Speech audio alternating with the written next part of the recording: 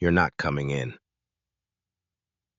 The guard's hand landed flat against Garrett Sullivan's chest, right at the revolving door while his 7-year-old daughter's hand was still in his. 30 commuters turned to look. Garrett calmly asked him to call the 30th floor. The guard laughed and said this building wasn't a place where just anyone walked in. Then, 3 minutes later, bowed 4 men in tailored suits through the door without asking them for a thing. The operations manager came down, asked Garrett nothing at all, and ordered security to remove him from the property. Garrett didn't argue. He simply took out his phone, dialed one number, and spoke for less than a minute. 9 minutes later, all 3 elevators opened at once. The tower rose out of the November sidewalk, 30 floors of glass, holding up a sky that hadn't decided whether to rain. Garrett Sullivan stood on the far curb with his daughter's mittened hand in his and looked up at it the way a man looks at the first thing he ever built. 22 years ago, he had been young enough to sleep in the sight trailer and dumb enough to think that was a virtue. Now his name was on the deed and on 11 other deeds in 6 cities, and most mornings the fact felt less like an accomplishment than like something he had agreed to carry before he understood the weight. "Is that the one?" Ellie asked. She was 7, and she asked questions the way other people breathed. "That's the one. It's not the tallest." "No," he said. "It isn't." He had promised her breakfast at the cafe on the 30th floor 3 times in the past year, and 3 times something had taken it back: a closing in Denver, a permit fight in Phoenix, a night flight he could have skipped and hadn't. Since Anna died, he had learned that grief and work fit together very neatly, and that this was the most dangerous thing about either of them. So the morning was not negotiable. 7:45, a window table. Anything she wanted off the menu, including the thing with the whipped cream. 8:45, his sister Diane at the curb to take her to school. 9 o'clock, the board. The board was $400 million in acquisition, 11 months in the making. Harold Prescott's people flown in overnight and waiting in a hotel 2 blocks east, and a signature line on the last page that nobody alive could fill but him. They were 7 minutes early. His clothes were the only thing about the morning that didn't fit. The jacket was canvas, faded from navy down to something closer to slate, with a collar gone soft years back and a right cuff his mother had mended twice. It had belonged to Raymond Sullivan, who spent 31 years keeping other people's buildings standing and who died on the 8th of November, which was today. Garrett wore it once a year. He had never explained that to anyone, not to Anna. Not to the daughter now studying him with open 7-year-old skepticism. "Dad," she pulled the sleeve, "it's a big day. You said it was a big day." "It is. Then why are you wearing the old ugly one?" "It was your grandfather's," he said, and left it there because the rest of it was not something you handed a child on a sidewalk. They crossed at the light. On the plaza side, a man in a harness was working the ground floor glass with a squeegee, moving in the flat, unhurried rhythm of someone who had done it 10,000 times. Garrett caught his eye and nodded the way you nod at a neighbor. The man stopped mid-stroke. He looked back with the startled expression of somebody who has stood in a doorway for years without being seen, then lifted his chin in return, and something in his face rearranged itself before he went back to the glass. Garrett kept walking. He had built a company on the theory that you could learn everything worth knowing about an organization in the first 90 seconds you spent inside it, provided nobody knew who you were.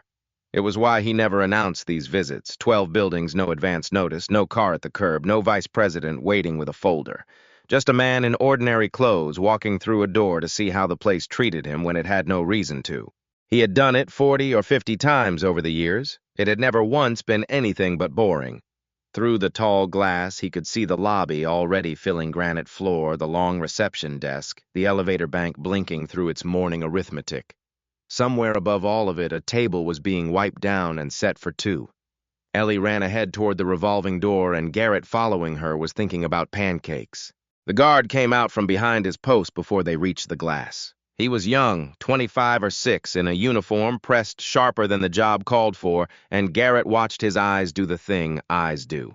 They went to the jacket first, the soft collar, the mended cuff, the boots that had been resoled. Only when they were finished with all of that did they come up to his face.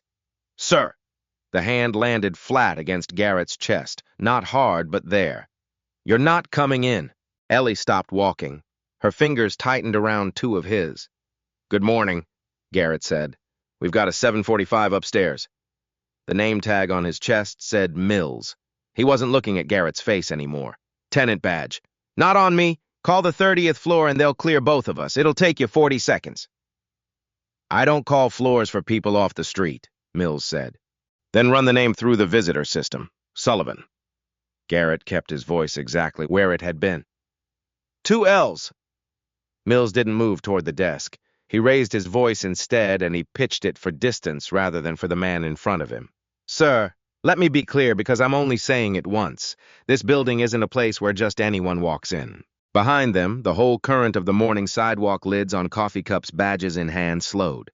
30 faces turned, found the shape of what was happening, and made their assessment somewhere between one heartbeat and the next. Ellie looked up at him.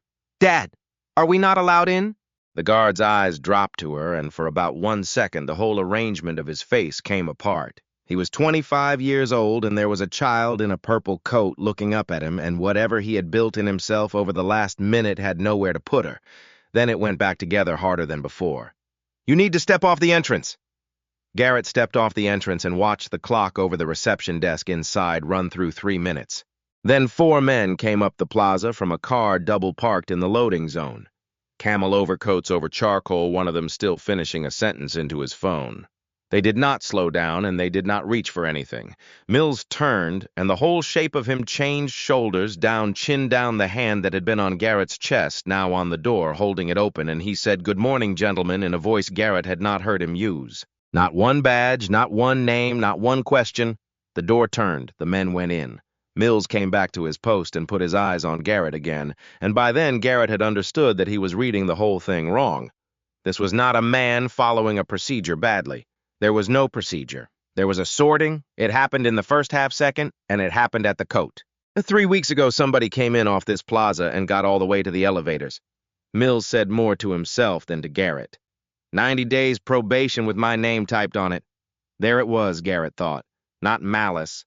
A man who had been punished once, who had decided never to be the one punished again, and who had found somebody it felt safe to be certain about. One call to Marcus Webb on 30 would end this before the light at the corner changed. An elevator held an apology, a window table, and Ellie would have her pancakes and never think about the morning again.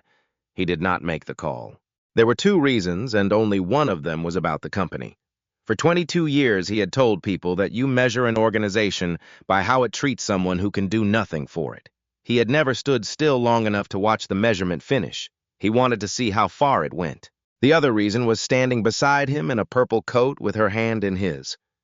Whatever happened on this sidewalk, his daughter was not going to watch her father reach into his pocket and use $400 million against a 25-year-old who was afraid of losing his job.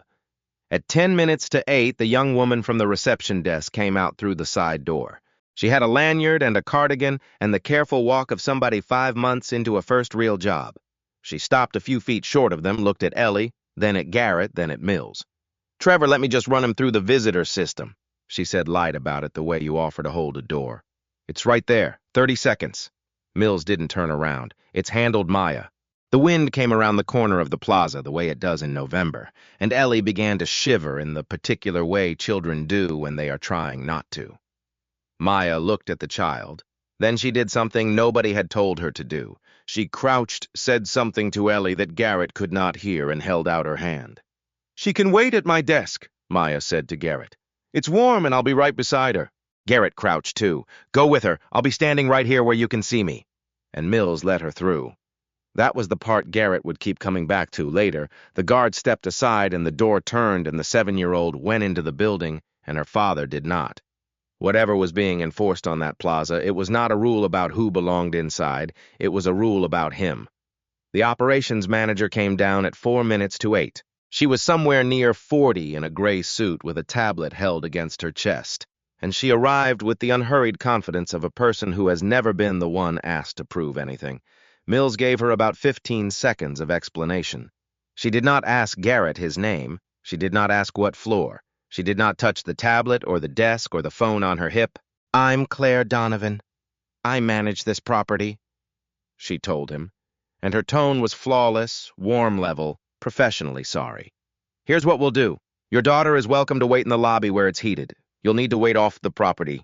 Someone will come out when they're ready for her." It was, Garrett thought, an almost perfect sentence. It sounded like kindness. It sounded like a reasonable manager solving a problem in the cold, and it divided a father from his child on a public sidewalk without one person in the building being asked to check a single fact. He stepped back off the property line and stood where the glass began. Inside at the reception desk, Ellie had both hands wrapped around a paper cup of cocoa that was too hot to drink.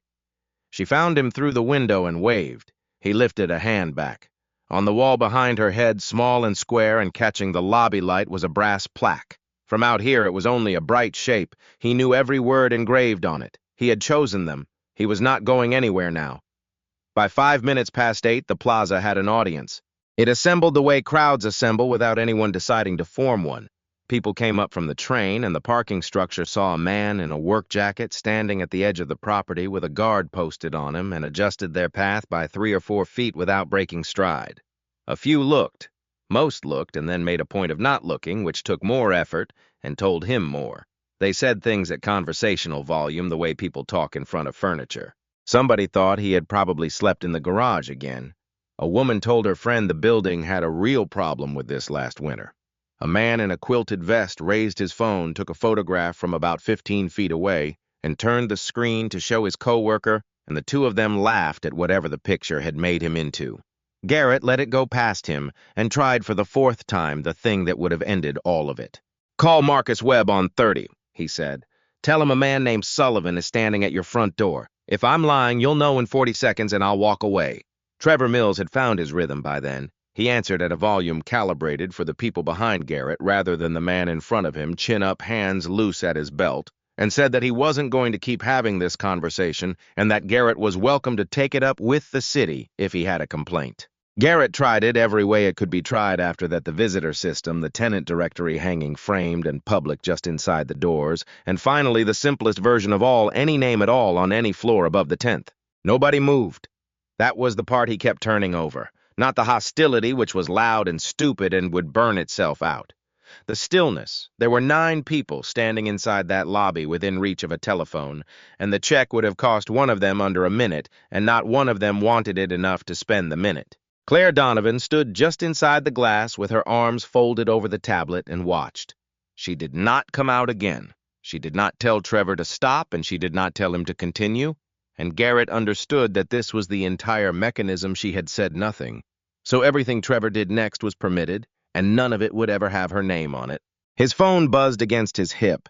His assistant from the 30th floor. "Prescott's team just went up. Conference room is set. Where are you?"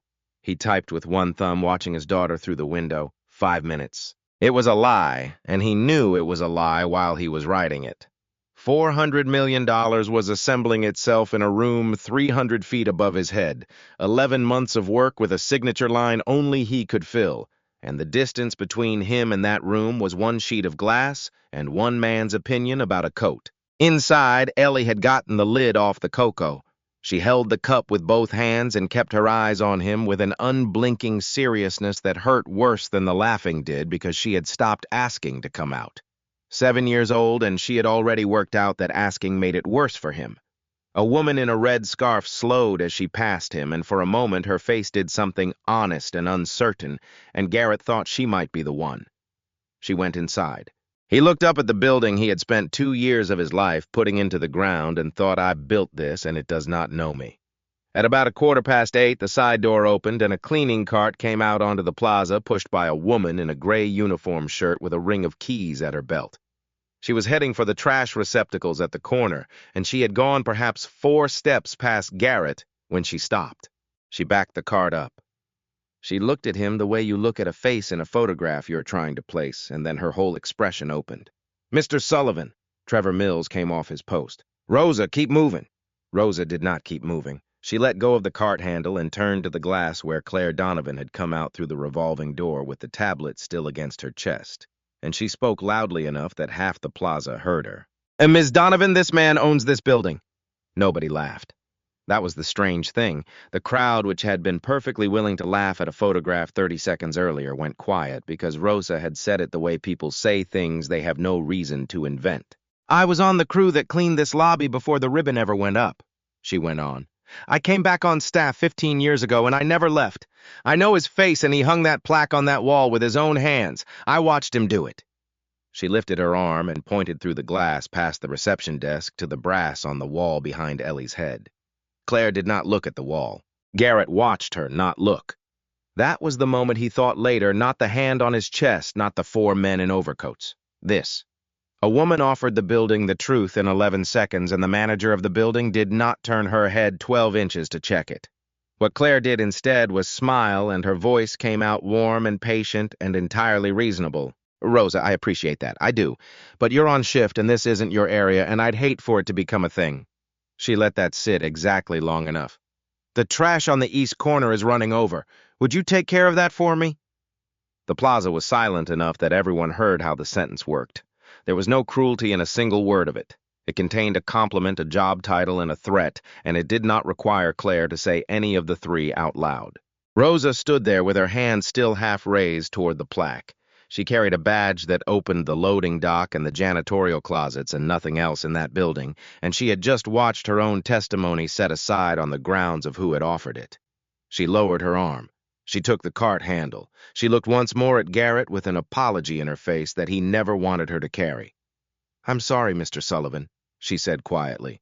"Don't be," he told her. "You did the only thing anyone here has done right this morning." She pushed the cart toward the corner.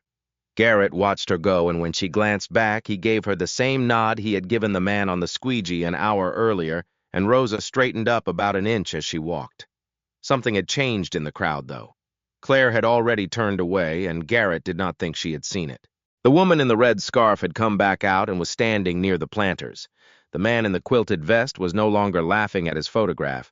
24 people had just watched a building be handed the answer and refused to take it, and every one of them was now doing the arithmetic in private, which is the most dangerous kind of arithmetic there is.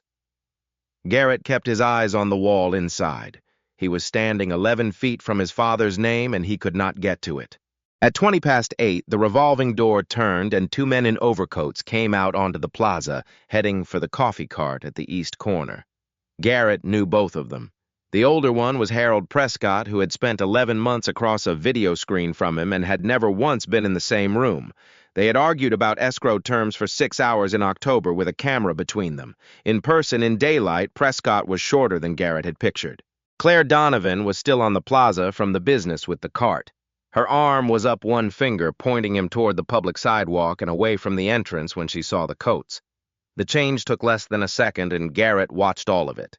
The arm came down, the shoulders came forward. The voice that had spent 40 minutes on him flat and clipped went soft and bright at the edges. "Good morning, gentlemen," she said. "Are you finding everything I can have somebody bring that up to you? You shouldn't have to stand in this." She had not asked either man for a badge, a name, or a floor. She had no idea who they were. She knew what they were wearing. Prescott thanked her, and then he saw Garrett. He stopped where he was, 10 feet away, holding a paper cup, and looked at him for a long moment. Something moved behind his eyes and could not find its footing. A man on a screen wears a suit and sits in front of a wall of city and speaks in a certain register. A man on a plaza in a mended canvas jacket standing at the property line with a guard posted on him is a different category of object, and the mind does not cross between the two easily. Garrett did not help him. He did not lift a hand or say a name. He stood where he had been standing since 8:04 and let the man look.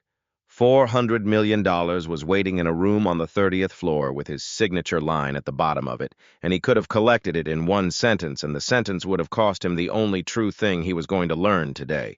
Prescott's associate said something about the meeting. Prescott turned his head, said nothing at all, and went back through the revolving door with his coffee. Inside, Ellie had turned her chair to face the window and was drawing something on the fogged glass with one finger. It was 8:23.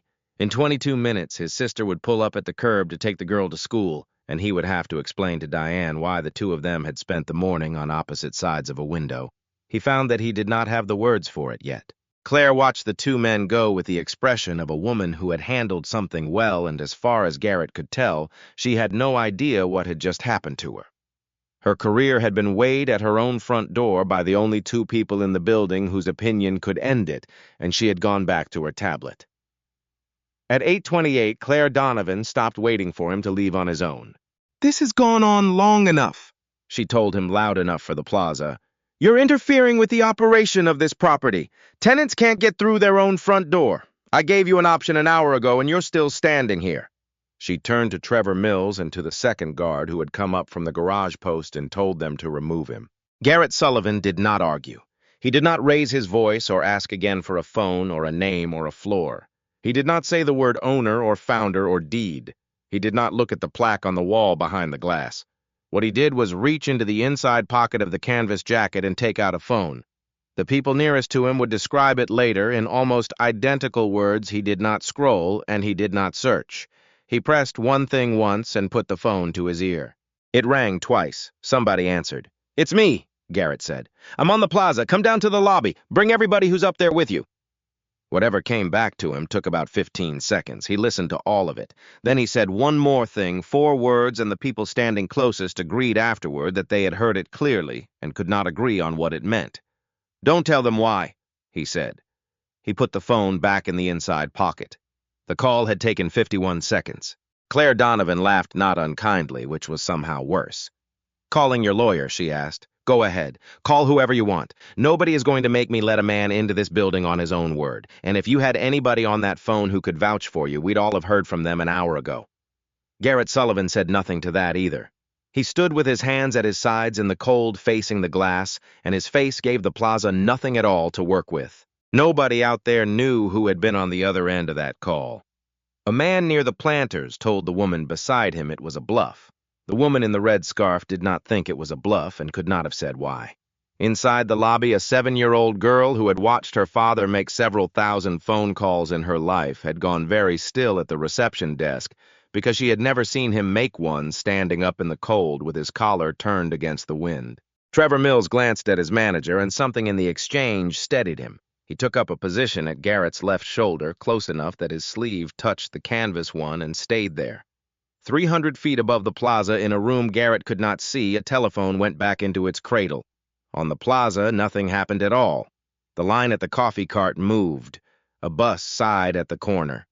Claire Donovan checked her tablet and made a note on it and was satisfied. At 8:31, she went inside and made a call of her own from the reception desk, and she made no attempt to keep it quiet. She used the non-emergency line, and she was very calm and very clear. There was a man who would not leave the entrance of her property. No, he had not been violent. No, he was not a tenant. He had been asked to leave repeatedly over the course of an hour and had refused, and there was a child involved, and she would like an officer to come and take him off the plaza now rather than later. She said all of it 3 feet from Maya Torres and 4 feet from the man's daughter, who sat holding an empty cocoa cup with both hands. She did not step away, and she did not lower her voice, and she did not look at the child once while she said it. Outside, Garrett could not hear a word of it. He did not need to. He watched her mouth move and watched her free hand come up and point through the glass at him, and he understood that the morning had just changed shape. Phones came up all around him. Not 1 or 2, now a dozen, then more held at chest height in the way people hold them when they have decided that something is going to be worth having. Somebody behind him started narrating quietly for a live audience. The woman in the red scarf had her camera out and her jaw set, and she was not filming him. She was filming the entrance. Inside, Maya Torres stood up. "Ms. Donovan!" Her voice came out higher than she meant it to, and she said it again with the pitch under control. "Ms. Donovan, let me run his name before they get here. Please, it's 4 Fields. If nothing comes back, I'll never bring it up again." Claire Donovan did not raise her voice. She never did all morning, and Garrett would think about that for a long time. Afterward, there was not one sentence she had spoken since 4 minutes to 8 that would have sounded wrong read off a page. "Maya, if you open that terminal, you will not have a desk here tomorrow. Sit down." Maya sat down. Garrett did not know what the job paid her or what it was holding up at home or who else was counting on it. He knew what it had just been worth to her because Claire had said the price out loud in front of everybody, and he watched the young woman put her arm around the 7-year-old beside her and turn the child's chair slightly away from the window so that Ellie was facing the elevators instead of her father. He was not angry with her. He had asked 11 adults for 40 seconds of their time that morning, and the only 2 people who had given him anything were a young woman at a desk and a woman with a cart, and both of them had been told exactly what it would cost. That was the whole disease, and it had nothing to do with him. The building did not lack good people. It had made being one expensive. It was 8:33. He looked up at the 30th floor and then at the elevator bank through the glass, and the numbers above the doors were not moving. Trevor Mills had a few minutes left before the officers arrived, and Garrett watched him work that out. Whatever happened after that would belong to somebody else, another man's report, another man's hands, and the write-up in his file with 90 days typed under it still sitting there in the morning. He wanted it finished before they came. He wanted his manager to see it finished. At 8:34, he took hold of Garrett's left arm above the elbow and pulled. The second guard stayed exactly where he was and did not move a foot toward either of them. The jacket was older than the tower it stood in front of. The second button gave way with a small, dry sound, came off the canvas and hit the plaza stone. It bounced once and rolled, and it made almost no noise at all, and Garrett heard it over everything. Inside the glass, Ellie came off her chair. She hit the window with both hands flat and her mouth open, and a sound coming out of her that her father could not hear, and Maya Torres came around the end of the desk and caught her before she reached the door. For the length of one breath, and every phone on that plaza caught it, Garrett Sullivan stopped being calm. Something came up in him with a speed that frightened him, and it had nothing to do with the building or the deed or the $400 million waiting upstairs. It was a man watching his daughter scream on the far side of a pane of glass. Then he put it down. He reached across with his right hand, took Trevor Mills's wrist, and lifted it off his arm. Not hard, not fast the way you move a branch out of a doorway. He let go of the wrist. Then he went down on one knee on the cold stone in front of 30 people and every phone on the plaza, and he found the button and he picked it up and he put it in his pocket. The plaza went quiet in a way that plazas in that city do not go quiet. A man's voice came from somewhere near the planter's older flat, and entirely certain. "Take your hands off him." A second voice agreed with the first, a woman this time from over by the coffee cart. Then a third and a fourth, and then somebody said the word lawsuit and somebody else said it louder. Garrett stood up, brushed the grit off his knee, and looked at Claire Donovan through the crowd. She had come back out through the revolving door, and for the first time since 4 minutes to 8, her face was doing something that had not been planned. She looked at the phones. She looked at the man on his feet with a button in his pocket and a child hammering on the window behind her. Whatever certainty she had carried down to the lobby an hour ago, some part of it had come loose and she could feel it moving. At 8:37, all 3 elevators opened at once. Garrett saw it happen through the glass before anyone in the lobby understood what they were looking at. The numbers above the doors, which had been idling between 4 and 11 for an hour, dropped together and the 3 sets of doors came apart within a second of each other, and the lobby filled with people who had no idea why they were downstairs. Marcus Webb came out of the middle one first, and he was running. That was what the lobby noticed. Not the number of executives, not the general counsel with her folder still open, not the 2 men in overcoats coming out of the third car with their coffee. A 50-year-old chief executive in a charcoal suit was running across the granite floor badly, one hand out to keep from hitting the reception desk. Garrett had known him for 19 years and had never once seen him move faster than a walk. He came through the revolving door and stopped in front of Garrett out of breath, and the first thing he did was put his head down. "I'm sorry," Marcus Webb said. "I don't know how long you've been out here. Nobody came up. Nobody called." Then he turned around to the lobby and the plaza and said it in the voice he used for shareholders so that it would carry to the back. "This is Garrett Sullivan. He founded Sullivan Property Group 22 years ago, and he owns it. He owns this building.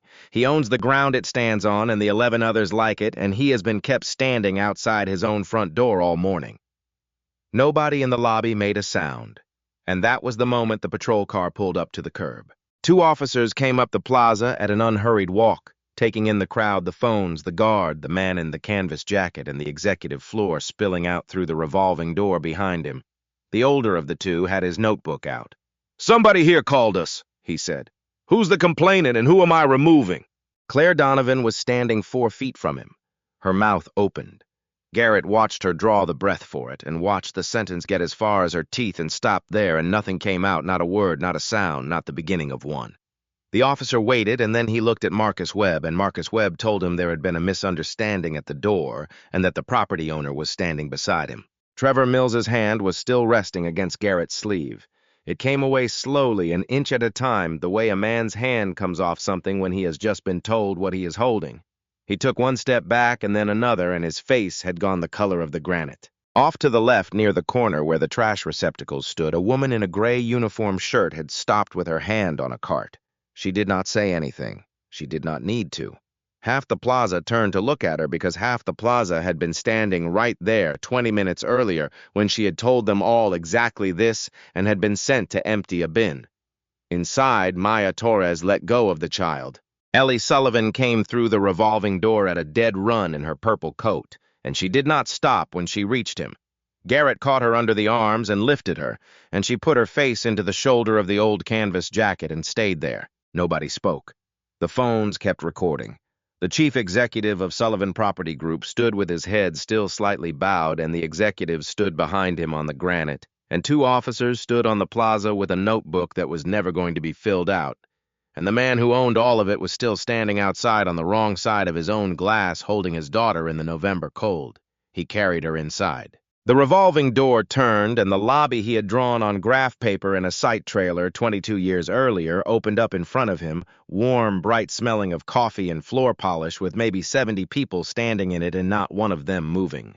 He set Ellie down beside the reception desk. Then he took the button out of his pocket and closed his hand around it, and that was the only thing he did with his hands for the next several minutes. Marcus Webb started to say something about legal and about a statement, and Garrett shook his head once, and Marcus stopped. He did not raise his voice. Everyone was waiting for it, and it did not come. Somewhere near the elevators, a phone was still recording, and nobody told the person holding it to stop. "Nobody here owes me an apology for not recognizing my face," he said. "I've been in this building 3 times in 11 years. Half of you have never seen a photograph of me. Not knowing who I am is not a failure. That's an ordinary morning." He walked past the desk to the west wall, and the crowd opened to let him through, and he stopped in front of a small brass plaque that had been hanging there since the day the building opened. "Ms. Donovan, come here, please. Read this out loud." She came. It took her a moment to find her voice, and when it came out, it was nothing like the voice she had used on the plaza. "In memory of Raymond Sullivan, 31 years keeping this city's buildings standing." She had walked past that wall twice a day for 3 years. Garrett could see from her face that she had never once read it. "My father maintained a building on the other side of the river for 11 years, he told the lobby. "Boilers, risers, roof drains. One January, a pipe went in a ceiling on the 4th floor, and he came through the main entrance with his toolbox because it was the fastest way to the stairs, and a man at that door walked him back out and told him people like him used the service entrance. He was 46. He never came through the front of that building again, not once. Not in 8 more years of keeping it warm." "He never told me," Garrett said. "Not once in my whole childhood. I heard it from my mother a week after we buried him. This is his jacket. I take it out of the closet 1 day a year, and today is that day." Ellie was holding the hem of it with one fist. He looked at the plaque for a moment and at the reflection of the lobby and the brass around the letters "the desk." The elevator bank 70 faces the revolving door, turning slowly and empty behind them all. He had put it on that wall himself with a screwdriver borrowed from the site foreman before the ribbon because he had wanted it up before anyone important ever walked through the door. 22 years later, 3 people in the building had known it was there. One of them was pushing a cart around the east corner. One of them was 23 and had just been threatened with her job for offering to type a name into a computer. The third was standing in a canvas jacket with his daughter's fist in the hem of it. Garrett turned to Claire Donovan, and what he said next was the longest sentence he spoke all day, and he did not add a word to it afterward.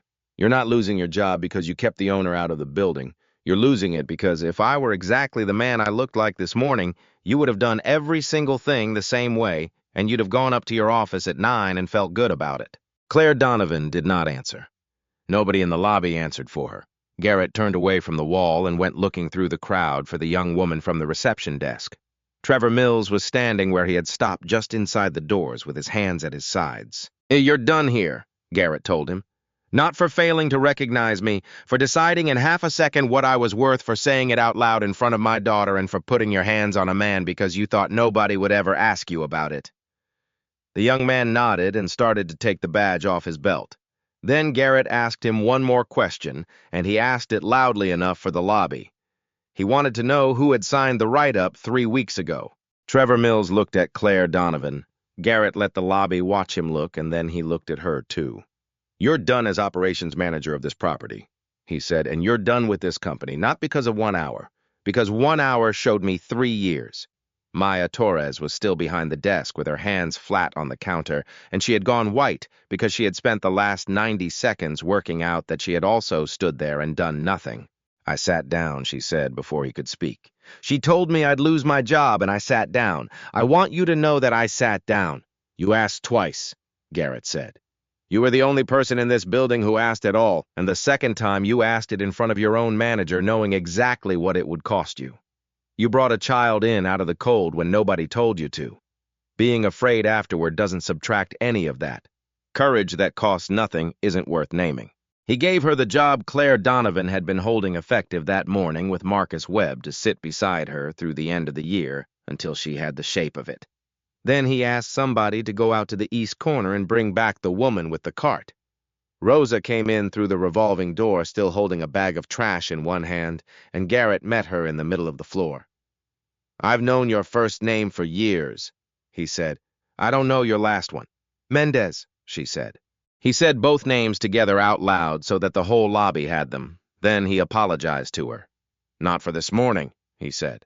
For 15 years. You've worked in my building for 15 years. You knew my name and my father's name and the day this lobby opened, and in all that time nobody in a suit ever asked you what yours was. Diane had been parked at the curb since 8:45 with the engine running and no idea what she was looking at, and nobody had come out to tell her anything. Harold Prescott had stood by the elevator bank through all of it with his coffee going cold. On the way back up, he said one thing to Marcus Webb quietly, and Marcus repeated it to Garrett that afternoon. He had learned more about the company in the last 40 minutes than in 6 months of due diligence. The acquisition was signed at 9:20. Ellie ate pancakes on the 30th floor at a window table while it happened with Maya Torres sitting across from her. Garrett came up at 9:30 after the signing, and the plates had already been cleared. It was the 4th time. The all-hands meeting that afternoon lasted under 5 minutes. What Garrett said went up on the wall by the entrance the following week, where everyone coming through the door could read it. Everyone who comes through this door is treated the same until there is a reason to treat them differently. A reason is a name that does not check out a threat or a lawful order. A coat is not a reason. A haircut is not a reason. Verify first. It takes 40 seconds. If verifying costs you your job here, you are working for the wrong company, and I will hear about it. 3 months later, on a Monday morning in February, Garrett Sullivan crossed the same street with his daughter. He was wearing the canvas jacket. There was no anniversary in February and no point being made about anything. He had taken it out of the closet one day a year for as long as Ellie had been alive. He wore it more often now.